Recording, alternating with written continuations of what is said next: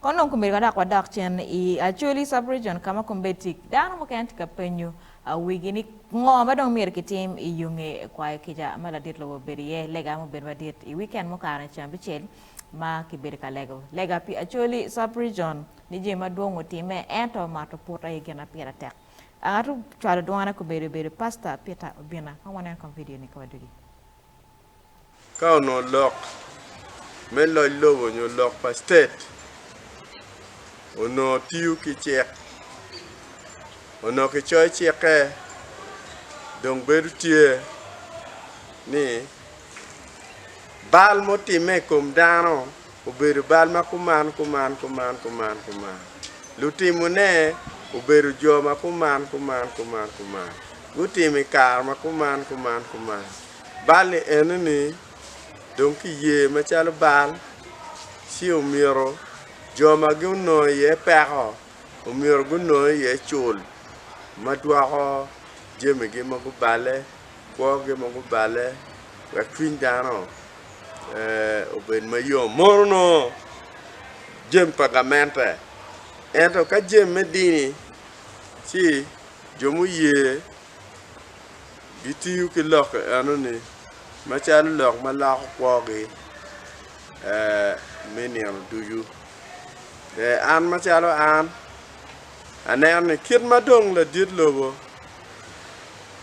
unyur chwak ikom lok malo dini ukero lok metimo kija ke mako puti endo mir kwan step me lako lok do dak lok me loy lobo bien en me laka dak lok me loy lobo ter lokani ter wadong ka moko chek I parliament check me transitional justice law unyo check manyuru ngamo mier kitim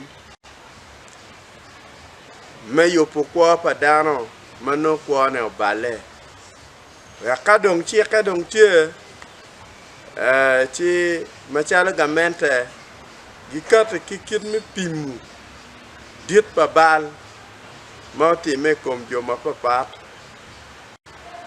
gikate ki kaneno dit pachol ma miero ngar chele nong nyo dula chele nong onyo community onyo lwak dano mani gen gu nong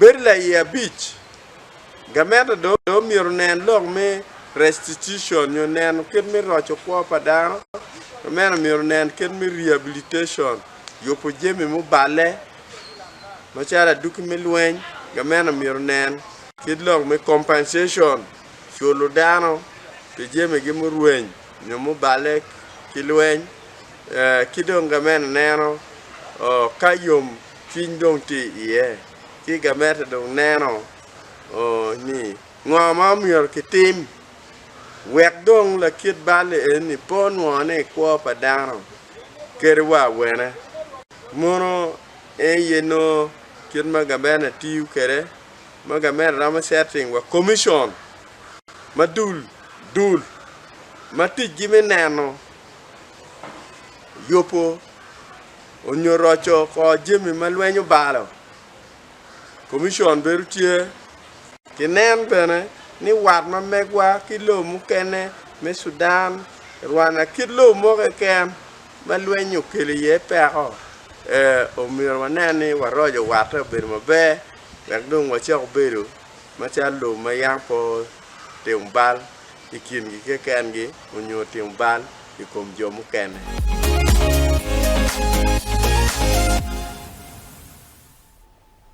Pastor Peter Obina for the 12 mechualo duone komblok ene iyonge lega ene pastor te wachi kin jomo kana kin jimo kana America tempia choda yene jima chalo choda pidian wa ma fulla ka chele dak ma John Okwalo ni kadi bena kitem kija chel mo kana wote wora nyim.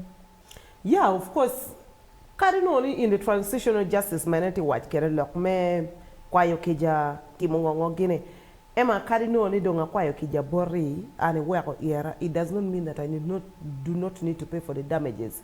So compensating damages ma ana causing to you is very important. For instance, konen kongluwa nyimu beruti between in northern Uganda. kumbeti enoni what kinwa between us and South Sudan, then look at the issue to deal with the Karamojong. Yes, what were Team Kija with the Karamojongs, but they need to pay for the properties, you understand?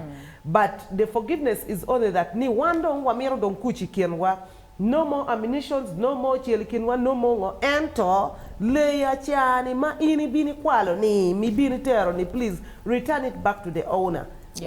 Well, Latin mamegi bene ko timu jami marriage school, like for instance, Latini ko balo jami mo school. Yes, school to one we are forgiven him, but as a parent, pay back the damages. We pull lokom war debt compensation. Loke karmo eno chiagada da eno kumedu lengo. Inerwa compensation romotime. Ento kija bene kromotimane. Ento kija ma ana eno ke kwaye ni itika kwaye kija. Ka kilo on a bad note. I've not answered pa ye ni kija romotime. Iti kitika kwayo kija. Ento yomi kwayo kija kitika neko dano. Like what happened in Apa? Itika kwayo kija nong dano miro. People should reconcile and they work together. Kia jumani fu dano ka agwang gibino ki neko dano wa iapa. Eni kija ma kichako timane kini. Kija ngo ma tie karika transitional justice tie kumbedi. Kwa kibechulo kini. Kibechako chulne kini. En funo te lo kum chamchana. For the last 20 years, actually war debts claimers, kono land war debts claimers, chiene ma ketika chualone, ketika chulo kilo tela. Not the real owners of the cows. Mukene ma ketika kuoro compensation. The real owners of the cow. Yes. Wakumbeti mwati loke. Mukene ma miru gugam chienni. Imui ni chieno charbot kono atore jero romio chiene bon nga. Jomati list ene jo magitie mabe. Jomamiru nong dyang kikume. They have never surfaced. Emma, ngat megome mwaka Pierre Bero, tika koma tika kuoro dyang. Dyang mamiro ke chul ke karo miliona rio. Ni ka dyang madit kono miliona chien. Joma tika nong chene, kake chwali gidong chene madit ke chwali chilinga li Pierre Boro. Is Ali Pierre Boro an equivalent to 1 million? We po karmone. Lok me kono tin number bena no chake down.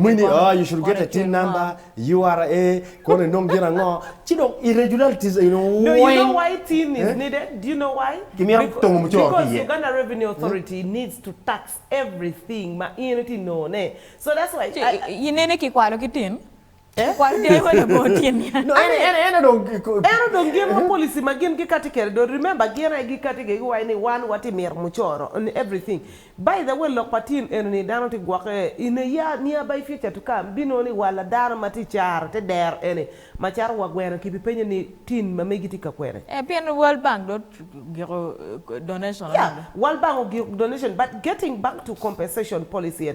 I mean, kigene ki en gere ma la dit Obina pastor bedo ka waji kere. La dit no but ma obinu logo the other time. Seriously, kire ma en obero ka kwero gere ma mege the homecoming celebration. Ma en wani what kin actually ki dar ma chalo Karamojong ki dar ma wako lok moti me maraj kin actually we need to sit down and have a reconciliation. But en lotela ma chalo no but ma ogine this is the time we need to call upon them because he's in a better position right now.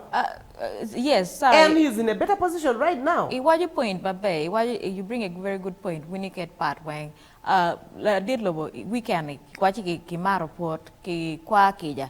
And the new things happening. Manyu the way kija for the older things, but the new things are happening. Now the issue for the issue of APA, you know, I mean, President Museveni and then chincho kati wa ini gen kwed magi gin ko timo gun ni lo ma pa ne pu beru meka choli.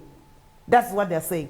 But again, actually more kati which are Twitter I saw that map. But I don't know whether you saw that map. Ni map mega colonial map. Mamuro goyone. So we are asking, are we using the colonial map? Mamuro goyone keje watikati yuki mama gamente.